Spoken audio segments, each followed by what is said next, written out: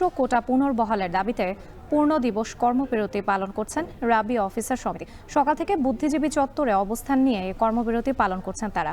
এ নিয়ে আরো জানাতে যুক্ত হচ্ছেন মাসুমা আক্তার। মাসুমা, রাবি অফিসার সমিতির কর্মবিরতি নিয়ে আপনার কাছে জানতে চাই, আসলে কেন তারা এই কর্মবিরতি পালন করছেন? আপনার কাছে কি তথ্য রয়েছে জানাবেন।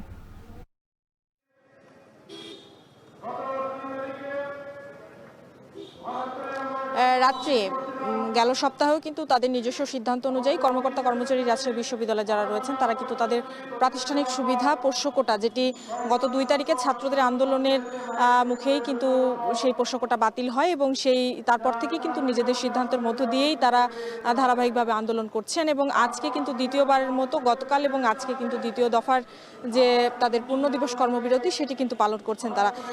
আজকে আমরা দেখছি প্রশাসনিক ভবনের সামনে কিন্তু সকাল 9টা থেকে তারা অবস্থান নিয়েছেন এবং এর পরবর্তীতেই কিন্তু তারা এখানে তাদের দাবি নিয়ে কিন্তু কথা বলছেন, বক্তব্য রাখছেন। যারা যে কর্মকর্তাবৃন্দদের যে সকল সহায়ক কর্মচারী, এছাড়া সহকারী কর্মচারী, পরিবহন কর্মচারী যে সমিতি রয়েছে তাদের যা নেতৃবৃন্দ, একটু জানিয়ে রাখি যে তারা কিন্তু বলছেন যে তাদের দাবি শিক্ষার্থীরা যে পন্থায় আসলে এই পোষ্য কোটা বাতিল করেছেন সেই প্রক্রিয়াটি তাদের জন্য আসলে পছন্দসই হয়নি এবং তারা বলছেন যে তাদের সাথে এটি বৈষম্যমূলক আচরণ করেছেন শিক্ষার্থীরা, কারণ শিক্ষার্থীদের সাথে তারা মিলেই কিন্তু জুলাই অভ্যুত্থান বা জুলাই বিপ্লবে কিন্তু তারা অংশ নিয়েছিলেন।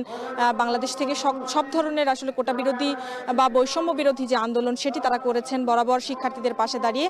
তারা বলছেন যে বিশ্ববিদ্যালয়ের যদি পরিবার হয় একটি, তাহলে সেই পরিবারের অংশ কিন্তু তারাও, এবং শিক্ষার্থীদের সাথেই কিন্তু তারা মিলেমিশে তাদের যে কার্যক্রম সেটি কিন্তু পরিচালনা করতে চান। এক্ষেত্রে আসলে দুটি পক্ষের মধ্যে ভাবার কোনো কারণ নেই এবং তারা বলছেন যে তাদের প্রাতিষ্ঠানিক সুবিধা তারা চান, তারা কোনো ধরনের কোটা চান না।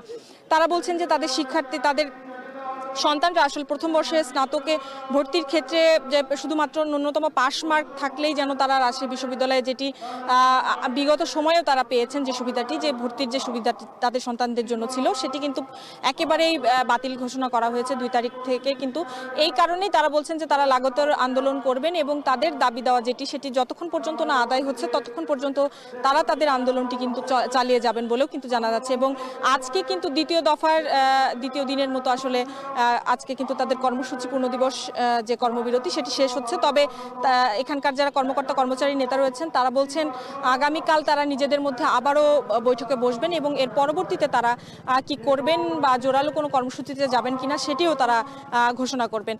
এরই মধ্যে কিন্তু তারা প্রশাসনের সাথে আলাদাভাবে বসেছেন এবং রাজশাহী বিশ্ববিদ্যালয়ের দুটি গুরুত্বপূর্ণ সংগঠন, ছাত্র সংগঠন রয়েছে, তাদের সাথেও বসেছেন এবং তাদের দাবি দাওয়াগুলো কিন্তু তাদেরকে জানিয়েছেন। এই ছিল আমার কাছে রাজশাহী বিশ্ববিদ্যালয় প্রশাসন ভবনের সামনে থেকে পোষ্য কোটা পুনর্বহালের দাবিতে কর্মচারী কর্মকর্তাদের যে কর্মবিরতি সেটির সর্বশেষ খবর।